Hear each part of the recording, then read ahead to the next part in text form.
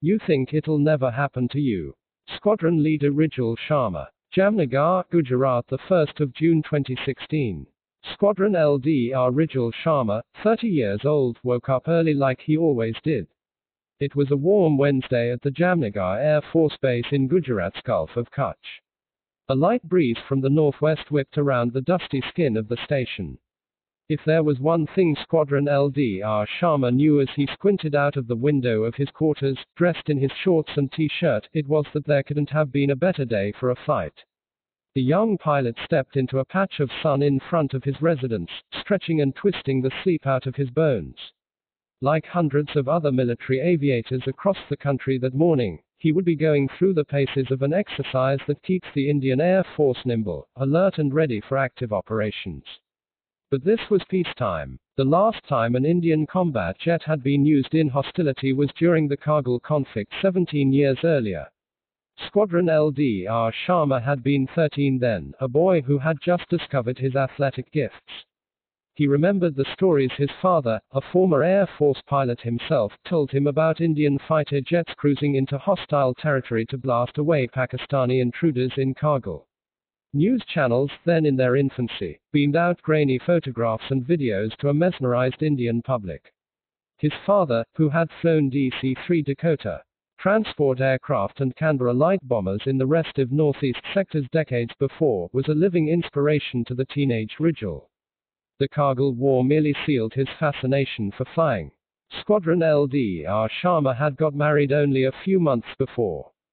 Pulling on a fresh t-shirt and jeans, he smiled goodbye to his wife, Deepika, and made his way to the operations briefing room at his unit, a MiG-29 squadron, about 3 kilometers away.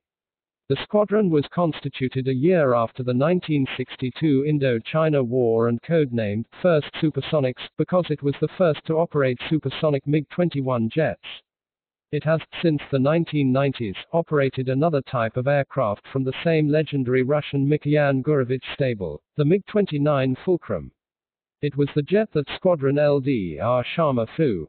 The young pilot received his flying orders that June morning from his squadron commander. He was to conduct an airframe and engine sortie, a kind of torture test to ensure the aircraft is in top shape and capable of stretching itself to the physical limits it is designed for, a structured workout to keep the nuts and bolts humming, and pilots in sync with their machines. Strapping a G-suit over his dark blue flight overalls, Squadron LDR Sharma made his way out to the flight line to climb into the MiG-29 he would be flying that day. A final check of all systems and weather confirmed it was an excellent day to stretch the MiG-29's limbs out over the shimmering Gulf of Kutch. He climbed into the familiar cockpit and strapped in, putting his helmet on. He would lower the visor later to keep out the harsh sun as he soared. Power on, the cockpit came to life in a low wheezing hum as the MiG-29's twin Klimov Road 33 jet engines were gradually brought to a ground idle position. Releasing the brakes, the pilot eased the jet out of its parking bay and taxied it onto the apron towards the end of the long tarmac. Squadron LDR Sharma Saturday in his cockpit, waiting for permission to take off. He glanced around, as he always did, at the base. The Jamnagar Air Force Station is an old, venerable combat base. It came up shortly after India gained independence, initially as a weapons training wing for pilots to hone the bombing skills. It was after Jamnagar proved enormously useful as a base to launch strikes into Pakistan during the 1965 and 1971 wars that it was upgraded to the status of a premier fighter aircraft base in 1979. In the early 1990s, the base received its first Soviet-built MiG-29 Fulcrums. The Indian Air Force calls its MiG-29s Bars, Urdu for Falcon. Squadron LDR Sharma had been flying MiG-29s for years, and like his squadron mates, loved the eager agility the aircraft demonstrated in the air. Built as a highly maneuverable dogfighter during the Cold War, the jet had matured well across air forces, displaying a capacity for missions well beyond frenetic close combat. In Indian hands, the MiG-29s at Jamnagar proved worthy of a variety of missions, from defending airspace against testy airborne intruders from Pakistan to projecting power over the Arabian Sea armed with anti-ship missiles. Squadron LDR Sharma and his jet had been scrambled several times before on such missions. But on that June morning in 2016, there was no apparent threat. No intruders in the air or suspicious ships at sea to ward off. Just a clear, blue sky, and the comforting crackle of static in the earpiece embedded in his helmet. Squadron LDR Sharma waited. A few minutes later, right before 1000 hours, Jamnagar ground control gave him permission to take off. Squadron LDR Sharma gently pushed forward the throttle, throwing the MiG-29 into a growl, then a steady roar, as the engine's afterburners created 2 licks of orange flame from the jet's twin nozzles, propelling the MiG-29 off the ground and into the air. He quickly put the jet into a steep climb to an altitude of 1,000 meters, his peripheral vision under the fighter canopy noticing the base peel away from beneath and behind him. Flattening out after his steep climb, Squadron LDR Sharma did a quick systems check on the aircraft's airframe and twin engines. Then he fed the engines some more fuel and steered the jet upward to an altitude of approximately 11,000 meters through a tenuous cloud deck that had blown in from the Gulf of Kutch. The perspex glass of the fighter canopy glinted in the harsh sunlight at that altitude. Squadron LDR Sharma leveled out his jet, bringing it into steady flight. The test points he needed to achieve on that flight included stretching his MiG-29 to its limits in the supersonic corridor, where the aircraft would be flying at just over the speed of sound at that altitude, while executing a series of maneuvers, all the while checking airframe response and engine performance. Squadron LDR Sharma lowered his visor as the sun came up at him from the left. Several kilometers behind him, the Jamnagar airbase silently dropped away over the horizon. Now cruising, the pilot increased throttle up to Mach 1.1, 1358 kmph, crossing the sound barrier, and proceeded to kickstart his routine of systems checks. The cockpit instruments beamed out the comforting figures, telling the pilot that all was well, and predictable. This is the one thing combat pilots love above all else, predictability. Everything checked out. About 110 kilometers from base, just as Squadron LDR Sharma was getting ready to begin his next set of maneuvers, he noticed a whistling sound in the cockpit. It was a sound he had never heard before. In a pressurized, air-conditioned fighter cockpit, a pilot only really hears 3 things: the steady hum of his engine, the radio voice from ground control, and the sound of his own breathing, amplified by snug headgear designed to tune out any other sound. The sharp whistling sound immediately stood out as odd. Squadron LDR Sharma raised his tinted helmet visor and took a look around. As he did so, the whistling abruptly stopped. And then it happened again. I looked up. The entire canopy had shattered and a part of it had blown off, with some parts crashing into the cockpit. I felt something smash into my shoulder and a sharp pain. It was a moment of shock. It took whole seconds for me to fully understand what had happened, says Squadron LDR Sharma. It was a situation that is as difficult to describe as it probably is to imagine. Squadron LDR Sharma, still strapped into his cockpit, was flying at a screaming velocity in a jet that had no canopy. He was now totally exposed to a headwind that smashed him straight in the face, pinning him back in his seat with brutal force. And the terrifying roar of the wind at that speed brought with it a new evil. Since he was still flying faster than sound, much of the sound was still behind him. By now, only one thing had become totally clear to Squadron LDR Sharma: he could barely move his right shoulder from the pain, and the rest of his upper body was quickly sinking into numbness from the sub-zero temperatures at that altitude. Shaking away the shock, Squadron LDR Sharma gathered himself and made a quick series of calculations, drawing on every bit of emergency training he had received as a flying cadet and rookie pilot, while his body steadily sank into a near unresponsive state from the trauma and the temperature. He first did the one thing he knew he needed to before anything else: drop speed. The MiG-29 was still flying steady but shuddering now from the aerodynamic turbulence caused by the open canopy. It slowed down shakily as Squadron LDR Sharma pulled back on the throttle. Once I had gathered some of my thoughts, there was only one thing on my mind. I needed to recover the aircraft, Squadron LDR Sharma says. I remember thinking, this is what we prepare and train for years. You never think it'll ever happen to you. Then you realize why you learned what you learned. The pilot continued to pull back on his throttle, hoping he could regain some of the physical faculties that had been rendered numb by pain and cold by this time. Slowing down to a subsonic speed, a loud, shuddering bang jolted Squadron LDR Sharma, but also allowed him to push himself into a higher state of alert. Sound had now caught up with the jet, and it was ever more deafening. Cold and pressure crushed the pilot, hitting him in the ears, making him feel that painful pinch that only thin, high-altitude air can. His upper body was now completely numb, having been subjected to whole minutes of wind blast. His head was being thrown around in every direction with every twitch of the jet, every whim of the air that roared into the cockpit. The Indian Air Force's formal description of the incident describes what Squadron LDR Sharma went through at this time simply as discomfort. Tumbling inside the cockpit and desperately trying to regain control, Squadron LDR Sharma was now flying at about 500 kmph and had managed to descend to about 10,000 feet.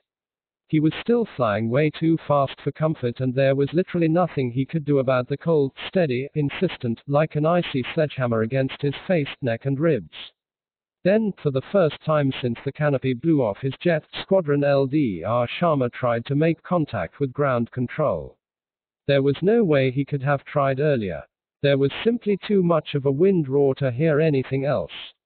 Even at this slower speed, he could hear nothing, as he repeatedly radioed his controllers, relaying what had happened in a high-pitched scream, hoping to somehow convey his situation to anxious colleagues in the control tower. Over and over, Squadron LDR Sharma bellowed into his radio talkie, screaming that he was returning to base for an emergency landing. The pain in his shoulder was now so severe that his right hand had become virtually useless. It hung limp, and there was little he could do with his fingers. Not one muscle would flex. With his left hand, he continued to throttle down to 400 kmph and an altitude of a little less than 10,000 feet. Suddenly he realized he had another problem on his hands. The aircraft had proven capable of flying steady after the canopy blew off, but that didn't mean it was safe for landing. Landing an aircraft puts a special toll on its airframe and metal skeleton. Squadron LDR Sharma needed to be absolutely certain that the destroyed canopy hadn't damaged any other part of the jet, including its tail, wings and crucial movable control surfaces. There was no way he could tell for sure. It was impossible for him to twist around in the cockpit to take a look. He would have to take a chance, he told himself. What he didn't have to tell himself was that if something went wrong during the final approach or touchdown, he would have no time to punch out. Not a single moment. At this point, the squadron leader could have taken a decision to eject from the damaged MiG-29. Ambiguity over whether the jet was safe for landing was solid justification to abandon the aircraft and punch out. Nothing is more important than human life, and pilots know that. Squadron LDR Sharma tried once again to see if he could be a little more certain that his aircraft wasn't damaged. But he just couldn't do it. He waited 10 seconds, quickly rehearsing his next move. Then he made his decision to stay with the jet. With controllability checks barely complete, Squadron LDR Sharma shaved the aircraft throttle back a little more. Ironically, slower and lower, the amount of discomfort and disturbance in the cockpit had only increased. The winds at this stage were more violent, the turbulence peaking near ground level as a result of denser sea level air. I was slapped left and right in the cockpit by the turbulence. I couldn't hear much outside or on my radio talkie. I simply told ground control what I wanted to do, he remembers. The MiG-29, pretty much like a convertible now with its hood blown completely off, descended into final approach mode, the tarmac finally in sight. Squadron LDR Sharma had begun to feel groggy from the pain in those final moments as he steered the aircraft into position for a landing. Miraculously, his yells from the wind-blasted cockpit had been heard, and airspace had been fully cleared around the normally busy fighter base that doubles up as a civilian airport. At about 6,500 feet, Squadron LDR Sharma realized with no small measure of delight that he was able to get a burst of warmth when he flew through clouds. He did as much of this as he could before taking the aircraft down for its final approach. As he came into land, the ground controllers chimed in, informing Squadron LDR Sharma that he would face 20 kmph head-on winds. Feels like 200 kmph. Straight on my face, he screamed back at him before lowering his wheels and executing a perfect landing on the Jamnagar tarmac. A rescue team and crash tender received him at the end of the strip, immediately pulling him from the jet and away from the area. In his stretcher, Squadron LDR Sharma glanced up, smiling at the men who carried him away. Beyond the silhouettes was the still glistening Jamnagar sky. The warm air wore the numbness off Squadron LDR Sharma's injuries, bringing back a hot pain. Straight to the base hospital, the Squadron LDR was given a full medical checkup for concussion and his damaged shoulder. It was a blunt impact injury with internal consequences, but no flesh wound. From his hospital bed, Squadron LDR Sharma phoned his wife, Deepika, at their home on the base. Up until that point, she had had no idea what had happened, and he was thankful for that. She panicked. Anyone would. She rushed to see me. And it was only then that she knew everything was going to be okay, Squadron LDR Sharma says. The injured pilot called his parents in Delhi. His father, Wing CDR Sandeep Sharma, and mother, Neeta, were shocked and anxious about the son's injuries, but they also hoped he would be able to fly again soon. I heard only a full hour after Rijul was back on the ground, says the pilot's father. There was not a moment of pain or anxiety in Rijul's voice. He was totally cool and calm. He flies high but keeps his feet on the earth. His mother, Neeta, who had lived a life of anxiety waiting for her husband to return from his combat flights, braced herself before she spoke to her son. I know my son. When he's up there, he knows what he's doing, she says. Rijul's mother is very brave. She reacted the same way I did. She was worried, but only I could see it. Nobody else could have said she was worried, says Wing CDR Sharma. Back at the Jamnagar base hospital, Squadron LDR Sharma's condition suggested that it might be a long stay in a recuperation ward. Amazingly, the young pilot proved fit enough to be discharged after only a few days. And a week later, he was back in a cockpit. The first sortie after I recovered was special. There was that overpowering feeling that I had just been through something. But then you keep talking to yourself. There's anxiety. But then you tell yourself it won't be the same. And if it is, I'm trained for it. I've defeated it before, says Squadron LDR Sharma. How did Squadron LDR Sharma decide against ejecting from his stricken aircraft when the possibility of an unsafe landing was very real? A landing that could have killed him or rendered him incapable of flying for the rest of his days. Squadron LDR Sharma is thoughtful. Ejecting could have been an option. I mean, it definitely was an option. But I wanted to first figure out if the aircraft was controllable. If I had lost control, I would probably have had to eject. I thought if I could save myself and the aircraft, that needed to be my priority. India's MiG-29 fleet is currently in a phased upgrade program that makes the aircraft an ever more formidable multi-role warplane. The aircraft that Squadron LDR Sharma flew that day hadn't been upgraded yet. While safety is something the Indian Air Force takes very seriously, and spends enormous resources in zeroing in on the reasons for accidents, investigations are never simple affairs. Squadron LDR Sharma has a message for new pilots and those who aspire to join the Air Force. I have to convey a message to my younger brothers and sisters. I'd say that fighter flying is a wonderful profession, perhaps the best anyone can ever choose. There is an inherent risk that makes the profession challenging. Don't ever let a situation overwhelm you. You have been trained to tackle any eventuality. These are the times to put all those years of hard work and training to use. Even when I'm born again, I would like to be a fighter pilot. Squadron LDR Sharma has been flying regularly since the incident. He was awarded a Vayu Sena Medal Gallantry on Republic Day for his courage, skillfulness and fortitude in the cockpit, saving not only his own life, but an expensive piece of national property, the MiG-29. I had no hesitation in jumping back into a cockpit after what happened, says Squadron LDR Sharma. As my father told me when I was joining the NDA, lead your life. Don't let life lead you. Note, this chapter appeared first as a post on livefistdefense.com.